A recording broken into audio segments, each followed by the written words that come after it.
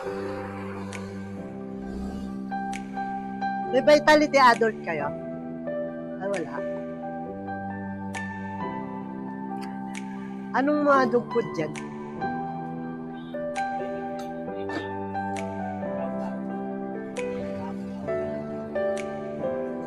Yung pang adult, wala. Ito.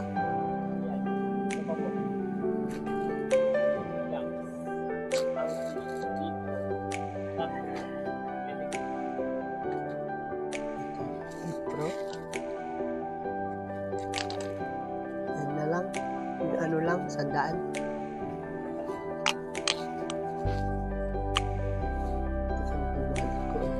Ito pala.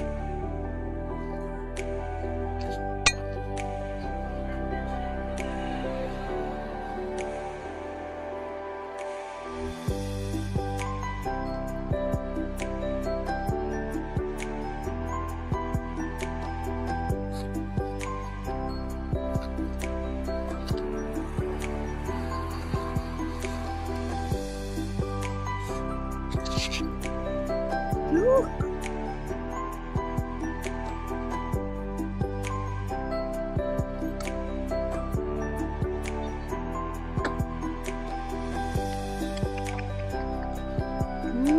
Halika dito. Halika, dali.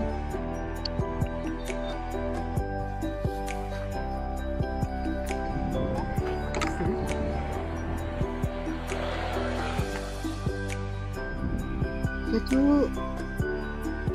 Dito kacu. Kacu.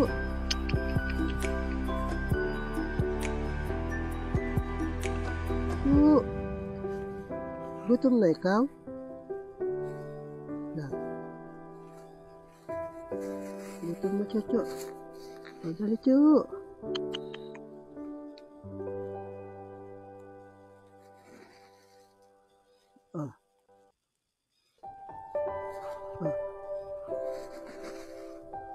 Kain ka, ha?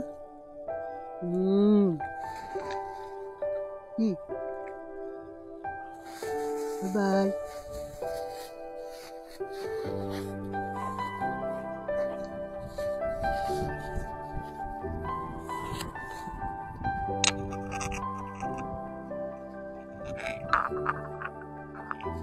Muna.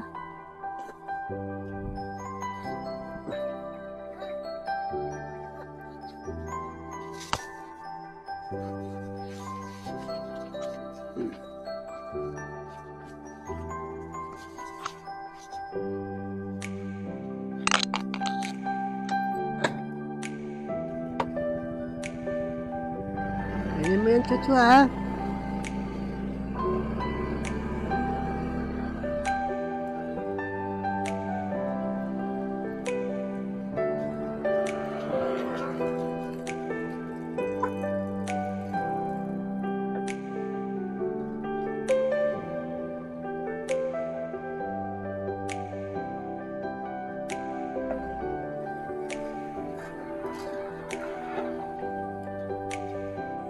So ito, pupuntahan natin yung dambana ng ating magiting na bayani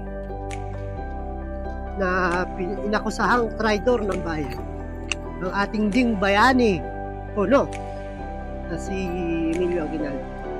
So ito, napaka-alikabok, hindi mo sukat akalain na ganito pala ang kunwari, panahon noon is tag-araw, ganito ang sinapit ng ating sigat Andres Bonifacio no gabing dinukot siya at sana'y bibigyan ng execution, papapatayin ni Emilio Aguinaldo. Ganito kaalikabok.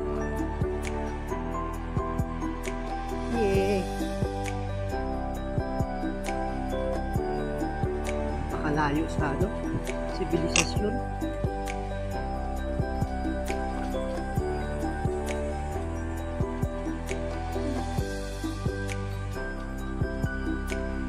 May dala akong dog food para sa mga nagpipil trip yata. Malangkay, lakbay. May nagpipil trip sigurado. Continue for 1.5 kilometers. Grabe.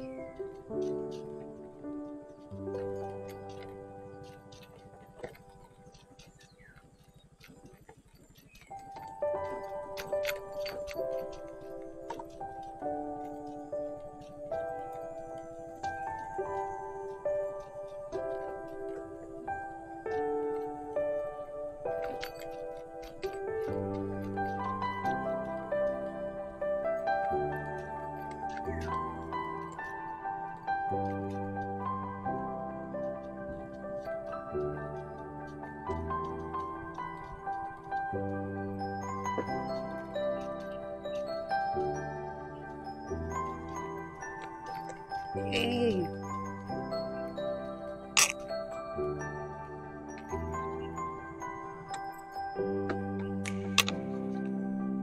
Bigyan natin pa.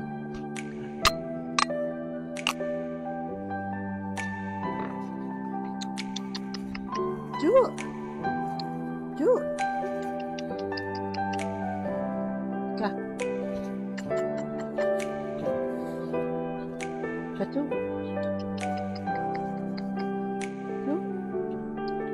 Hanap ka pagkain?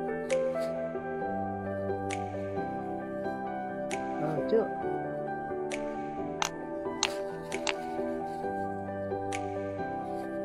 Sino mga kasama mo? Oh, dali, ito. Dami dito aso eh.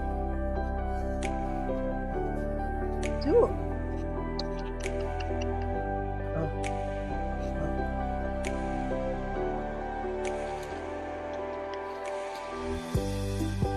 Dog food. Nakain mo siya ng dog food. Mama.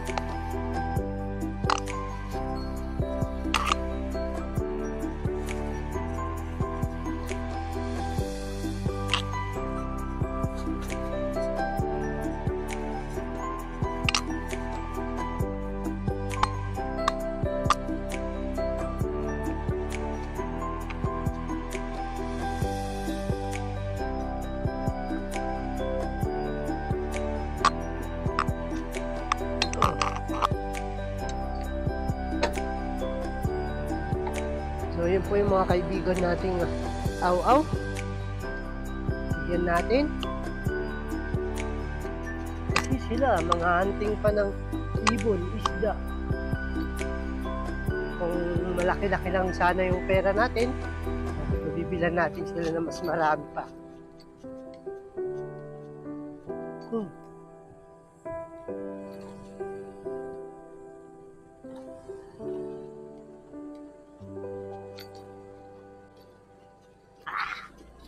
Alam mo yan.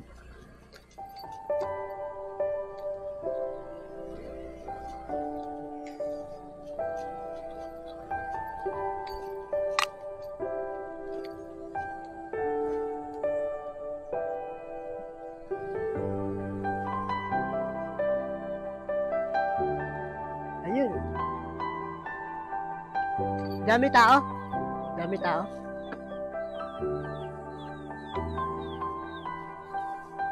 Ju. Ika dali. Oh, di ba? Sabi ko sa iyo magdadala ako dog food. Oh, ito ka lang. Pwede dyan? Dali. Ika dali. Dali. Yeah. Kala mo sila nakain. Ikaw.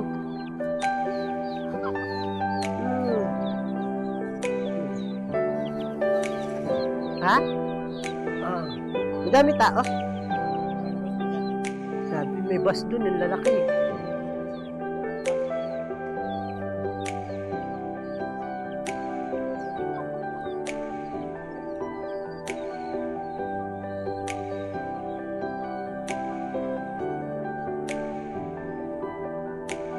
Address? Ay. Ay.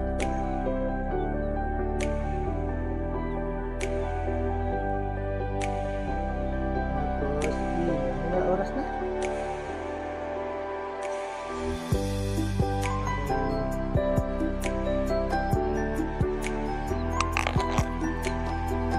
Ayan na lang. Ha? Oo, nakapunta. pupunta na ako. Bibigay ko lang tong ano, mamaya pag may tira. May plastic ka dyan? Sino? Hatiin natin. Ito na plastic.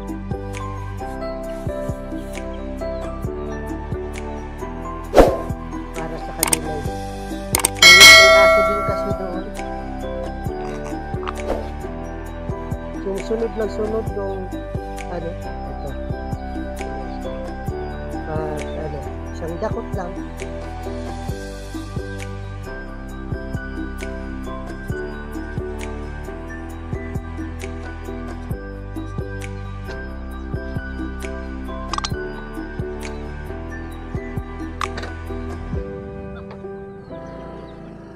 Sige, boss.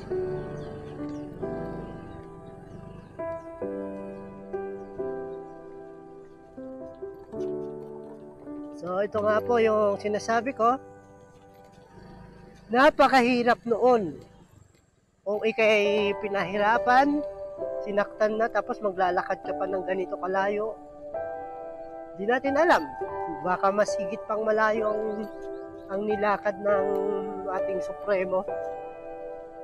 Karay-karay siya ng mga kapwa natin katipunero na inutusan ni Emilio Aguinaldo na paslangin ito sa dako paroon. Ayun. Mula dito ramdam mo talaga yung presensya ng kalungkutan at makalumang pakiramdam. Natutuwa naman ako dahil ako talaga mahilig talaga ako sa mga bayaning Pilipino. Noon, nag-aaral pa ako. Pero ngayon, parang ang mga bayani natin ngayon yun na yung kalaban eh. Diba dapat yung mga bayani natin, yung mga kabataan. Pero ngayon, sila na yung kumakalaban. At kalaban. Kaya, ewan. Kaya ako ginawa to dahil gusto kong mapagnilay-nilay, i-visualize, palawakin ang imahinasyon, buksan ang diwa, na mag-flashback sana yung noon. Dahil yun lang ang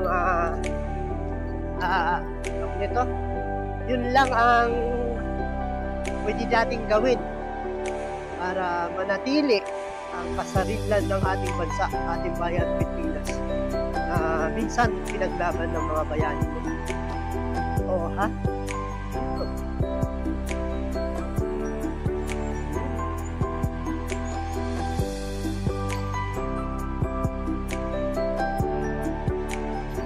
Wow.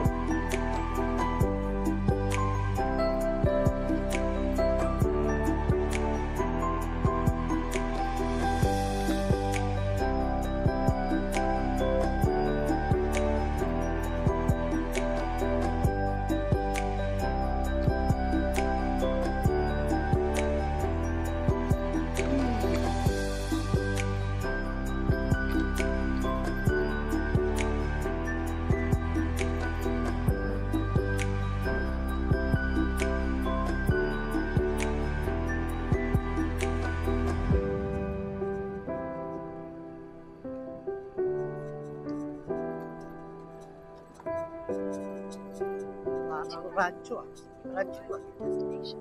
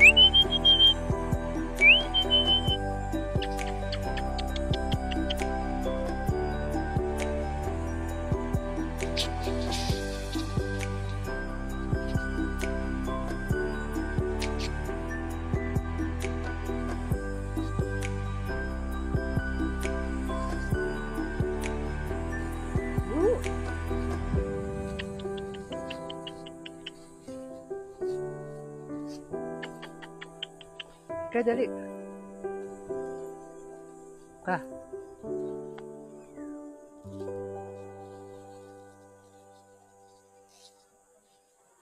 Dali, oh. Oh, sarap. Di mo na ako kilala? Oh.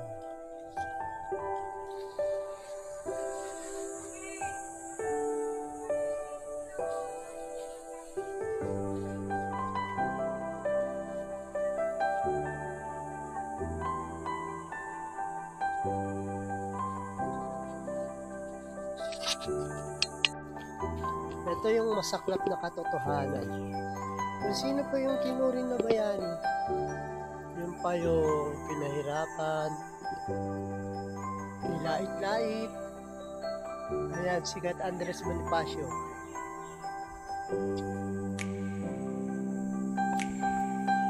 Ito yung kanyang... So ito nga po yung latest dito sa ano, no? Bonifacio's Ride dito sa Maragondong, Cavite. Namataan tayo dito ng field trip kanina, mga estudyante. Siguro mga grade 6 yan sila. Nakakatuwa yun, no? Dahil sa kabila ng lahat meron pa rin bumibisita, yung yaman ng bayan, yung kabataan. Tapos eto, medyo hindi pa nila to nalilinis.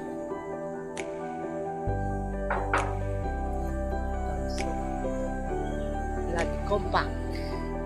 So, nagsimula nga pala nung naghimagsik ang mga katipunero, bumuo ng grupo si Andres Bonifacio nung mapaslang ng bitayin si Jose Rizal. So, doon naggalit ang mga taong bayan. Noon kasi, yung mga Pilipino nagkakaisa pagdating sa mga dayuhan. Ngayon, ang Pilipino ang pinagkakaisahan pagdating naman sa mga dayuhan. Ang mga bayani noon, naglipa na sa 1800s. Yun yung kung saan yung ating bansa o bayan nasa gitna, nasa rurok na ng digmaan. Mga Espanyol, Amerikano. Ayan, ito yung latest nyo. Dati yung nakalagay dyan, ayan, bayani, nakasulat bayani. Pero ito yung bago nilang gawa. Ngayon, ang mga bayani natin ngayon is, kung sino pa yung tuturing nating bayani, which is yung mga kabataan, yung pang nagiging kaaway, namubundok, sumasali sa mga rebuilding grupo. Ayan. Tapos, mamamatay, dadaing sa gobyerno, sisisihin ng gobyerno. So, sino nga ba talagang bayani natin ngayon?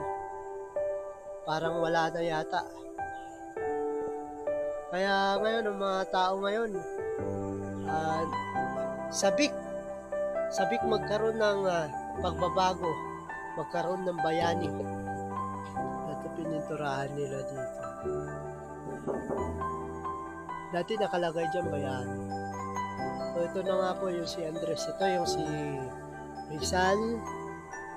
Ito si Andres Bonifacio. Nung namatay si Rizal, nung binaril sa Bagong Bayan, naghimagsik ang mga Pilipino.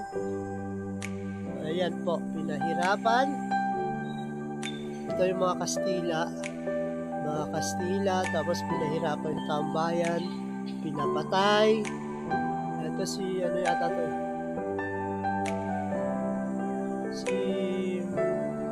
Si Goyo or si ito si Goyo ata ito si Goyo o si Emilio Aguinaldo.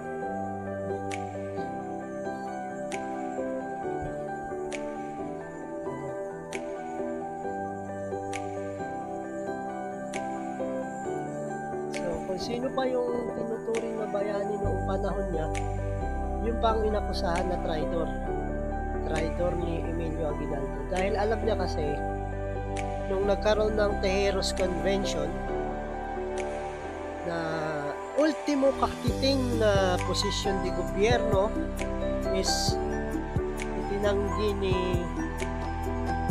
Pascual. Sino ba tong laging kumukontra si... Basta yun na yun. Hindi ibinigay bagkus kinukontra pa. Wala, no, estudyante. Nakakatuwa ito dahil kahit pa paano may dumadalaw dito. Estudyante, siguro gusto nila malaman yung talambuhay ng ating pambansang bayani o pinagbibitagang bayani na si Gatangos Bonifacio. Kaya nagkaroon ng Tejeros Convention, nakisali dahil hindi man nakadalo si Emilio Aguinaldo dahil may digmaan yata pa yun, mayroon pa yata silang bakbakan. Si Andres Bonifacio ang nagpunta doon para magkaroon ng pagpupulong. Sinabi naman nito ni na ba't hindi nila magkaroon ng election, o sino talagang mamumuno ng katipunan o yung KKK o yung tinatawag natin katipunan na pamumuno. Ngayon si Andres Bonifacio at yung kanyang mga alipores is nagdemand na bakit na lang daw hindi si Andres Bonifacio yung gawing pinuno ng katipunan. Gayon siya naman ang nagtatag talaga ng katipunan o KKK.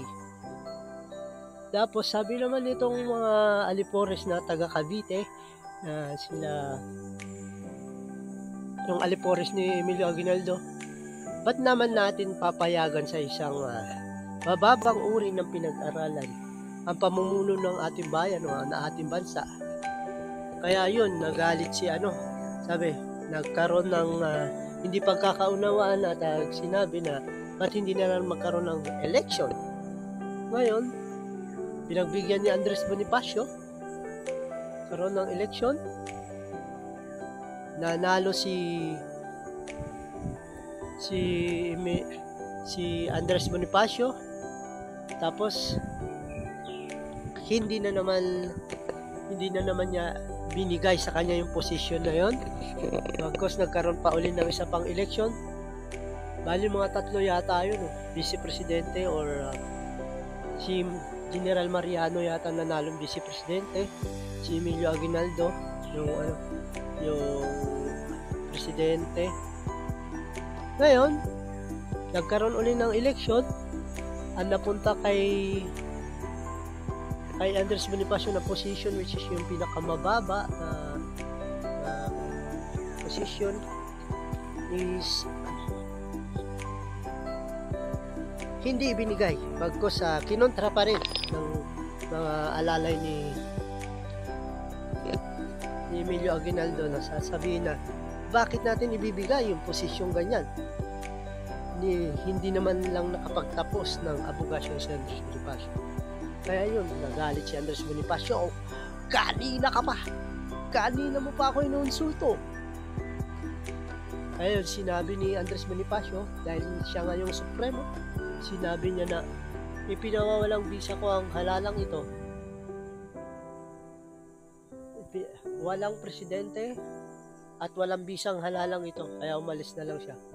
Ngayon, dahil doon nag-provoke yung sa sinabi ni Andres Bonifacio, nagkaroon ng provokasyon na baka daw ito'y maging banta sa pagiging Pangulo ni Emilio Aguinaldo. Ayan, no? Maging banta siya sa pagiging Pangulo ni Emilio Aguinaldo dahil alam naman ng taga Cavite na si Andres Bonifacio pa rin ang pinakamalakas. Sa kanya sumusunod ang mga katipunero noon.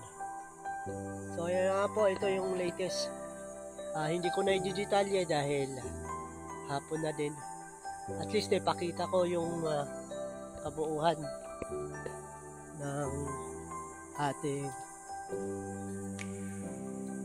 pagpunta rito. So, yan po yung kung sino man gusto pumunta dito, is pag mga weekdays is walang tao, ikaw lang mag-isa. Dapat mga weekend, mga Sabado, Linggo, marami tao dito. Ngayon ako lang mag-isa dahil iniwan na ako ng mga nag-field trip na estudyante kanina. So, ayan po. Si Cat Andres Bonifacio, ang lehitimong Pangulo, lehitimong bayani ng Pilipinas na itinuring traidor ng bayan. Pero, sino nga bang traidor? Sa panahon ngayon, sa panahon noon, sino ba ang traidor?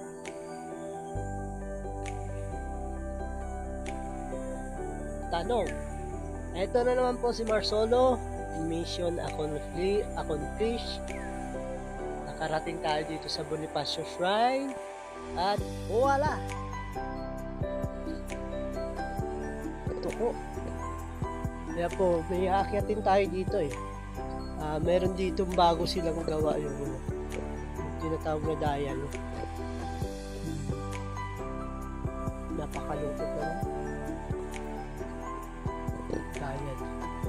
Dial tone.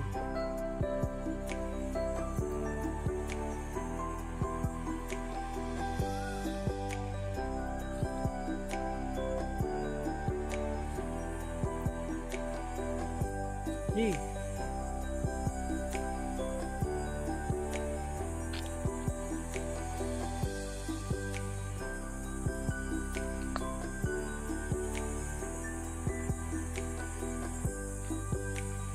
Taas.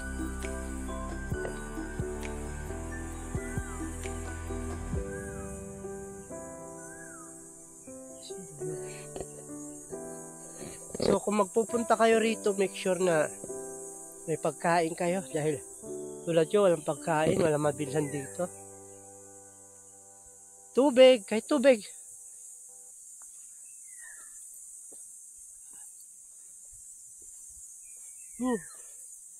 Kapagod. Yeah.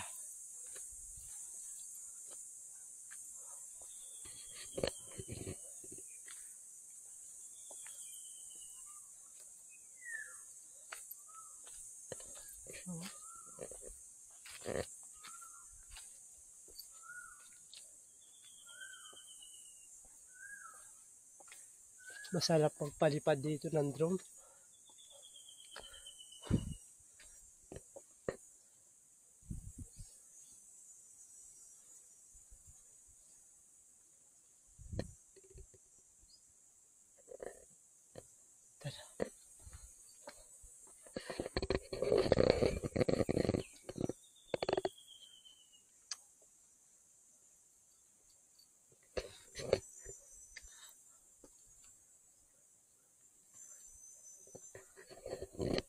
Kakahingal.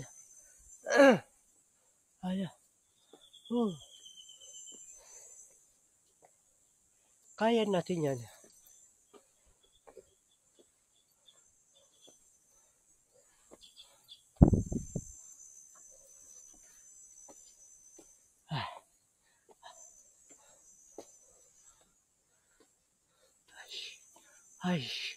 Ay.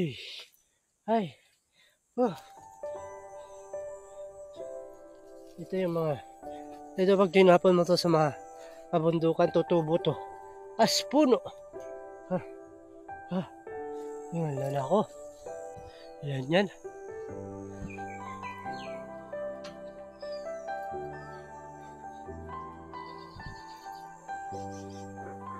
Walang kahangin-hangin.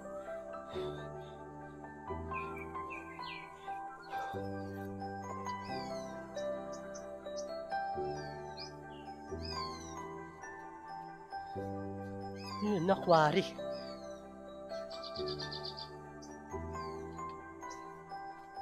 Cute pa.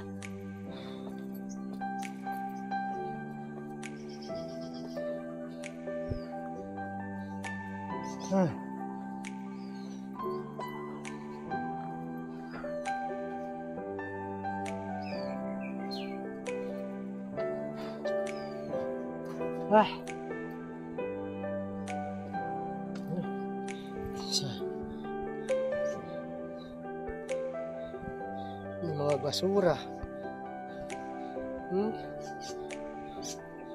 Hindi man lang nagawa itapon.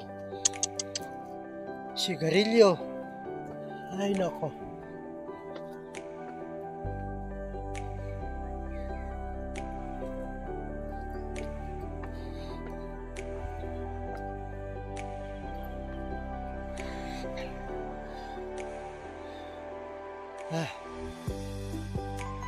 Nasa 200 step. Ito. Binilang ko eh. 234. Yeah. Oh. Sus.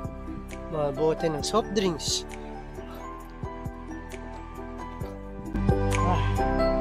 Ayun.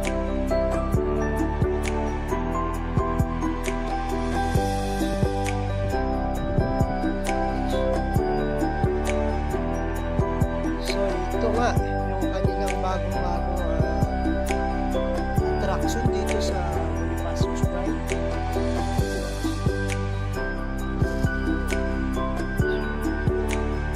Ayun po yung pagkakataon.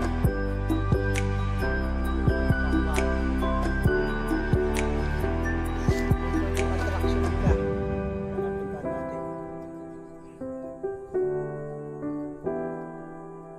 Ito yung dial. Oh, kita pa lang yung mga numero eh. Dial. Clock dial kung tawagin. Ayan. Kaso di ako marunong nito gumamit eh. Sabi na kung saan yung anino yun yung oras. So, ito yung anino. Oh. Alas 2. Tama nga ba? Alas 2. Alas 12:30. Mamaya ko-confirm natin yan sa cellphone ko, wala akong. So ayan po. Tingnan natin dito. Sayang nga lang napakainit. Walang kahangin-hangin. The best to, pag napunta kayo dito, dala kayo ng drone. Ayan. Siguro may pababa pa to. Ayan. Hindi mo sukat akalain na dito pinaslang ang ating pambansang bayani na sikat Andres Bonifacio. Nasa pinakaliblib talaga na lugar. Anong malay natin? Pinagapang siya or pinahirapan, sinipa-sipa. Tingnan mo lugar na yung mabundok, makahoy, mapuno. Pero sabi ng mga historian, hindi naman daw tiyak na kung doon niya sa shrine pinaslang. Basta ang alam ng mga historian at saka yung mga nakasaksi, yung mga lahi, saling lahi, dito daw talaga sa bundok Buntis. Ito, sabi dito yung Buntis. Ayan, yan yung bundok Buntis. Kasi Buntis, oh, ayan oh. Di natin alam kung somewhere, saan dyan banda pinaslang. Kaya paniwalaan na lang natin dahil nasa history at saka may mga nakasaksi naman yung asawa dahil dito daw niya pinagtanong si Andres nung dinukot, dito niya pinagtanong. Tapos yung mga tao mayroong isang siguro yung netizen kung tawagin sa ngayon mayroon daw dinala dito na pinapahirapan mga tao kasi nung hindi nakikialam sa dahil baka sila ang pagbalingan ng mga pagpaslang. Maging saksi ka nun, patay ka kaagad. So ito nga po yung nakakatuwa dito. May bago silang ginawa yung clock dial. Ayan, clock dial. Ayan, dahil lang dito, ayan yung anino. Ito yung anino. Mag-aalas 3 na. Pag lumabas yung anino ganito kakapal, alas 3 na yan. Yan. Tapos magsisimula ka dito alas 3:30. Ito alas 3:40 something. Ayan. So this is it. Ano pa hinihintay natin? Napuntahan na natin napaka-asul na kalangitan. By the way, maraming salamat sa mga nag-subscribe sa akin ha. Sana damihan nyo pa para marami tayong mapuntahan. Marami tayong mapakain ng mga dogs. Kasi ang binili ko lang dog food magkano lang? 100 para sa kanila. May nakikita kasi di ko kasi maiwasan na hindi maawa sa mga dogs. Ayan o mga basura. Grabe naman. So ayan po. Sana sunod na magpunta kayo dito, akyatin nyo dito. Sana matsambahan nyo ng mahangin, maliwalas. Ngayon kasi makulimlim, kaya okay lang naman kahit hindi siya mahangin, basta makulimlim. Ayos na yun. Oh yeah! Yan naman ang isang mission accomplish ni Mars Solo. Kaya kung hindi ka pa nakapagsalita